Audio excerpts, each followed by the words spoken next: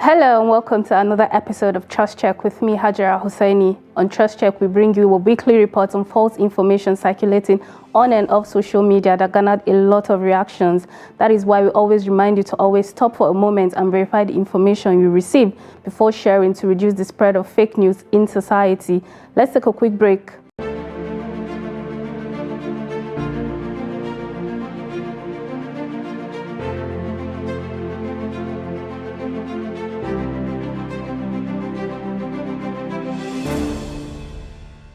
Welcome back.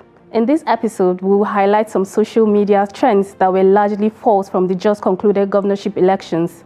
We all know that some states displayed a large amount of violence. However, fake news merchants hijacked the opportunity of the trend to misinform and disinform the public.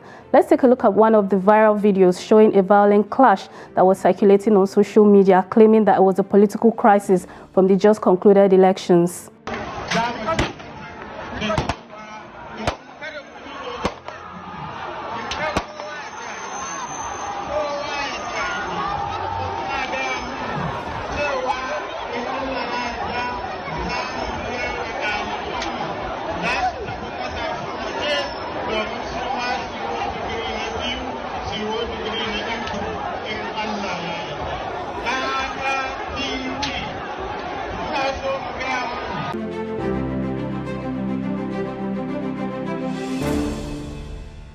TrustCheck broke down the video into keyframes and conducted multiple reverse image searches to check for authenticity, and the result revealed that some blogs had shared the video in 2022, claiming it happened at Oshodi in Lagos State in August 2022.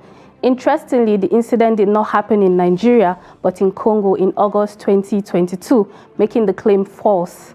According to Congolese media, the brawl began after a football tournament in the PLZ field of Lingwala, but has been subsequently shared by different blogs and social media users to push a narrative. Similarly, during this election, a spokesperson for the Tinubu and Shettima Presidential Campaign Council, Festus Keyamo, posted 2 videos on his verified Twitter page with the claim that Labour Party thugs were captured intimidating and harassing voters during the governorship elections. 94, 95, 96, 97, 98, 99, 100,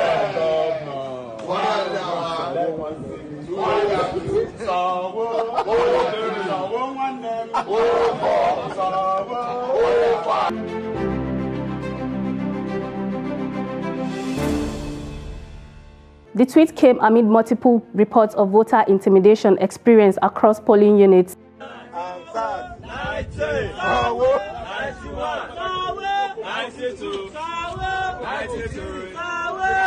101.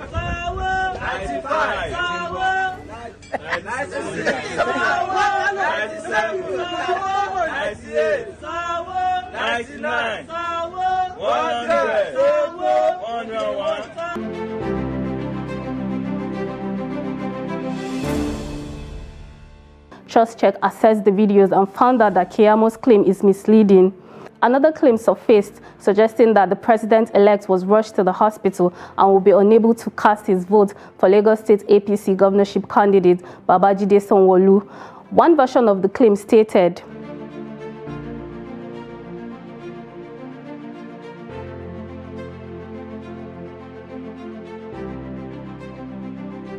"We found no evidence to support the claims, but found that the president-elect came out to vote alongside his wife on Saturday morning."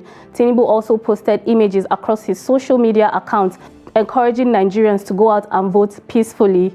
Moving further, there was a claim that a group of hoodlums destabilized the voting process in Osogbo, Osun State. The post claimed that the hoodlums attacked the Ataoja Ward polling units 10 and 11 while voting was ongoing and shot sporadically, chasing away INEC officials and voters. According to reports from polling units, they stated that the hoodlums did not cut away election material but disrupted the process and forced both officials and electorate from polling units, making the claim true. Amidst all of that, a picture surfaced on Twitter suggesting that thugs hijacked and burnt electoral materials in Ogbaya, Bayelsa State, leaving the INEC officials to flee through the waterways to safety. TrustCheck subjected the claim to verification by reaching out to an observer in the polling unit who confirmed that the election materials were taken and burnt by thugs. He narrated that the thugs were PDP supporters who took all the sensitive materials to a nearby location and set them on fire. Agala Johnson also confirmed that there was a serious crisis that led to ad hoc staff losing their property. He also mentioned that armed soldiers visited the poll to verify the incident but did nothing. INEC officials are yet to report back, and from all indications, the election will not hold here, he added. Based on information and images from our observers, we can confirm that the election material was taken away and set ablaze by thugs. Another claim was made by a Twitter user stating the arrest of Ikoyi Labour Party chairman who organized private security for voters' safety. We sought to ascertain why there was an arrest, and it revealed that the Nigerian police announced on March 16, 2023 via their official Twitter account, urging citizens to abide by laws which include the ban of VIP aides, escorts, and state security outfits from participating in election security management. While the Ikoyi Labour Party chairman intended to provide security for voters during the governorship election, he broke the law by the Nigerian police. TrustCheck can confirm that the arrest of the Ikoyi Labour Party chairman was due to failure to abide by the law against the use of private security and not to expose voters to harm. The last claim we take on this week was also made on Twitter, suggesting that the chairman of the Independent National Electoral Commission, INEC, Professor Mahmood Yakubu, worked under Governor Nyesom Wike of Rivers State as Tertiary Education Trust Fund Secretary. The author insinuated that there's an intimate relationship between Wike and Yakubu, that the latter compromised the electoral process in Rivers State in favor of the governor. In verifying this claim, our correspondents checked the TED Fund website and found that the executive secretary at the time Governor Nyesom Wike was Minister of State for Education was Professor Suleiman Bogoro. Recall that former President Goodluck Jonathan appointed Wike as Minister of State for Education during his tenure. The current INEC chairman was not the executive secretary of TED Fund when Wike was Minister of State for Education, hence the claim is false. While we bring you weekly reports of false information circulating on and off the social media space, a simple way to stop the spread of fake news is to verify any information before sharing them. Always remember that fake news causes damage with irreversible effects.